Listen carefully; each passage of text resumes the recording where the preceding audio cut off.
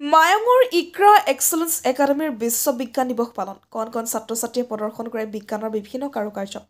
মায়ঙৰ বুঢ়াবুঢ়ীৰ ব্যক্তিগত খণ্ডৰ বিদ্যালয় ইকৰা এক্সেলেন্স একাডেমীয়ে বিশ্ব বিজ্ঞান দিৱস উপলক্ষে বিশিষ্ট অতিথি মাতি আনি ছাত্ৰ ছাত্ৰীসকলে সাজি উলিওৱা বিজ্ঞানৰ বিভিন্ন কাৰুকাৰ্য প্ৰদৰ্শন কৰে চন্দ্ৰযান এটিএম মেচিন আগ্নেয়গিৰি বিদ্যালয় ফলমূল গ্ৰহ নক্ষত্ৰ কি নাই সকলো আছে প্ৰদৰ্শনত আধুনিক বিজ্ঞানৰ যুগত কণ ছাত্ৰ ছাত্ৰীসকলে যাতে বিজ্ঞানৰ শিক্ষা লাভ কৰি শৈক্ষিক ক্ষেত্ৰখনত নিজকে আগুৱাই লৈ যাব পাৰে তাৰ বাবে এক প্ৰচেষ্টা লোৱা বুলি অধ্যক্ষ আব্দুৰ ৰহিমে মন্তব্য কৰে বিশিষ্ট সমাজকৰ্মী শামছুল আলম শামছুদ্দিন আহমেদ আৰু অন্যান্যসকলে ছাত্ৰ ছাত্ৰী সাজি উলিওৱা বিজ্ঞানৰ কাৰুকাৰ্য চাই আপ্লুত হোৱা দেখা যায় সমাজকৰ্মী শামছুদ্দিন আহমেদে নিজৰ বক্তব্যত শিক্ষক শিক্ষয়িত্ৰীসকলক ধন্যবাদ জ্ঞাপন কৰাৰ লগতে ছাত্ৰ ছাত্ৰীৰ ভৱিষ্যত উজ্জ্বল কামনা কৰে মায়াগৰ পৰা আলিমুদ্দিনৰ ৰিপৰ্ট প্ৰতিদিন লাইভ আজি যেহেতু আমার বিজ্ঞান দিবস আর সেই বিজ্ঞান দিবসের লগত সংগতি রাখি আমার বুঢ়াবুঢ়ী অঞ্চলত আমার ব্যক্তিখণ্ড যিখন আমার ইকৰা এক্সেলেন্স একাডেমি এখন বিদ্যালয় আছে আজি এই বিদ্যালয়খনত সামূহিকভাৱে আজি তেখেতসকলে এইটো এটা আমাৰ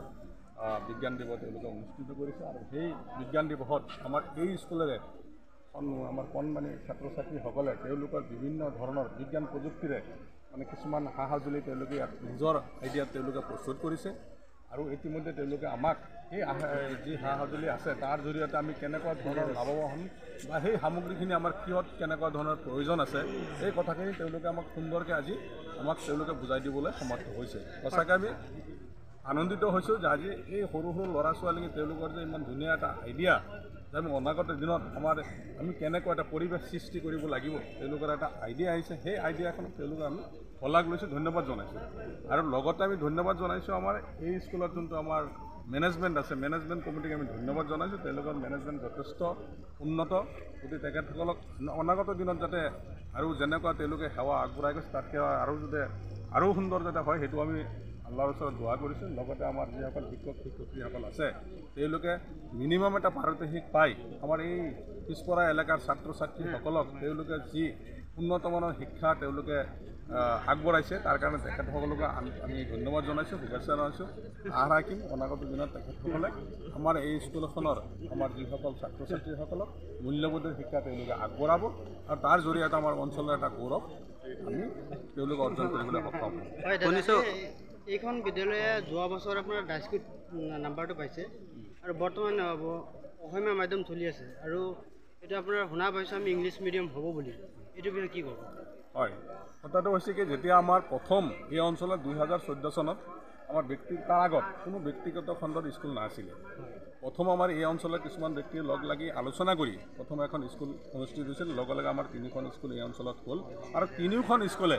তেওঁলোকৰ ফুল এটা কম্পিটিশ্যন আছে কম্পিটিশ্যন মানে এইটো নহয় যে এখন স্কুলে আৰু স্কুলত ক্ষতি চিন্তা কৰিছে এইটো নহয় শিক্ষাৰ যোনটো মানদণ্ড কোনখন স্কুলে কেনেকুৱা ধৰণে ৰিজাল্ট কৰিব পাৰিব সেই এটা কম্পিটিশ্যন ইয়াত আছে আমি দেখিবলৈ সক্ষম হৈছোঁ প্ৰত্যেকবাৰ যোনটো আমাৰ HSLC যোনটো আমাৰ এক্সাম হৈ আছে সেই এক্সামত ভাল এটা ৰিজাল্ট কৰিবলৈ তেওঁলোকে সামৰ্থ্য হৈছে